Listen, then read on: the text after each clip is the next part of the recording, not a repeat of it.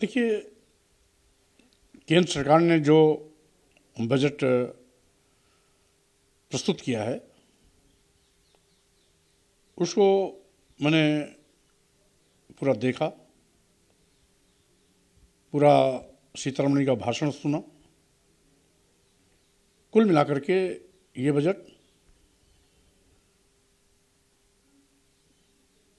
गरीब, मजदूर, किसान, खेत खलिहान और गांव तथा बेरोजगार नौजवान विरोधी बजट है। इसमें इनके हितों की पूरी अनदेखी की गई है और साथ ही साथ इसमें कारपोरेट घरानों के हितों की प्राथमिकता सुनिश्चित की गई है। कुल मिलाकर के इस बजट को हम जन विरोधी बजट कहते हैं। जैसे कि पहले आप लोग देख रहे थे कि चाहे प्राइवेटाइज किया जाएगा, आप लोग लगातार इसके सब पहले भी आवाज उठाते रहे। कैसे देखते हैं, क्या लगता है कि एक के बाद एक अगर चीजें प्राइवेटाइज कर रही है सरकार, तो देखिए, इस तरीके से पहले 2 करोड़ की बात लोग कह रहे थे नौकरी देने के बाद, अब इसमें 60 लाख की बात कही। देखिए,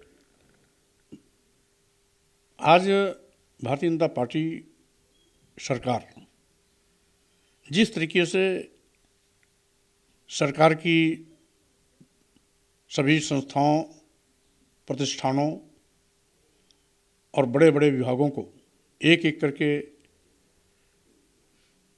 निजी हाथों में देने का काम कर रही है,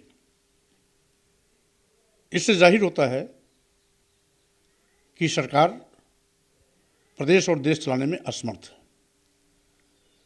ये सरकार की विफलता है। सरकारी संस्थानों, प्रतिष्ठानों की जहां सरकार को और सशक्तिकरण के लिए काम करना चाहिए, वहीं पर निजी हाथों में देकर के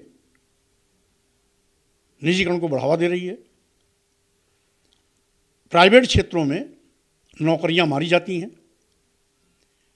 यहाँ तक कि प्राइवेट क्षेत्र में भारतीय संविधान ने अनुसूचित जाति, अनुसूचित जनजाति और पिछड़े वर्गों के लिए जो आरक्षण की व्यवस्था कर रखी है, वो आरक्षण की भी व्यवस्था मारी जाती है। और साथ ही साथ समुचित मजदूरी भी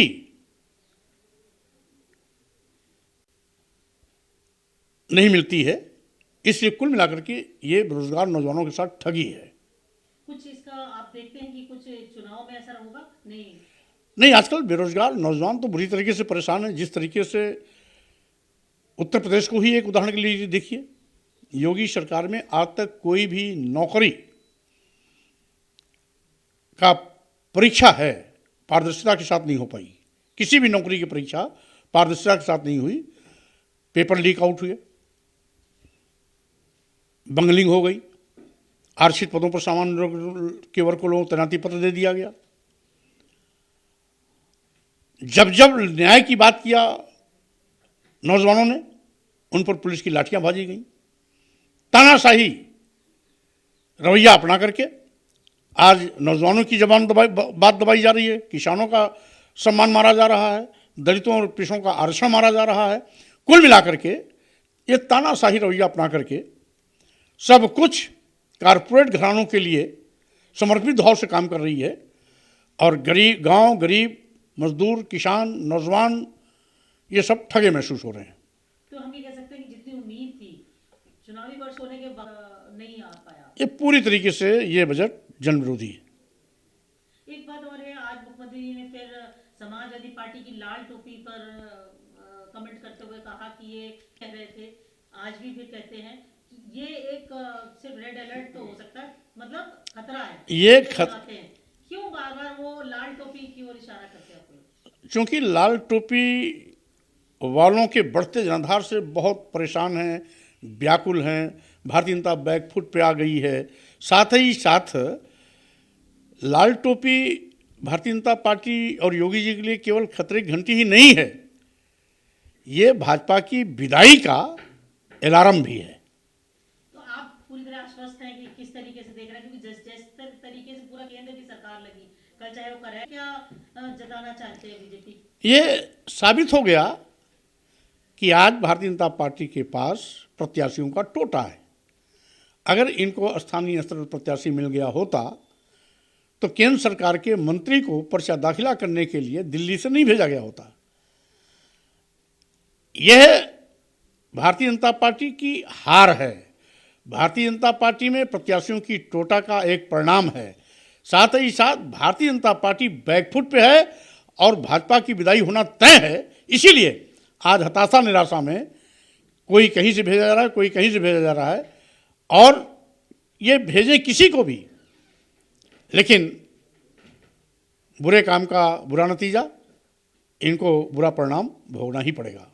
सर, कल से बीएसपी की चीफ मायावती जी भी, वैसे तो काफी लेट है पूरे इतना, अब जबकि 10 दिन से भी कम का समय बचा है, 10 फरवरी को मतदान है, आप कैसे देखते हैं मायावती जी कल आगरा से अपना कैंपेन स्टार्ट करेंगे? देखिए, चूंकि बहन मायावती जी का मैं सम्मान करता हूं, उनके साथ लंबे अरसे तक मुझे काम करने का मौका मिला है।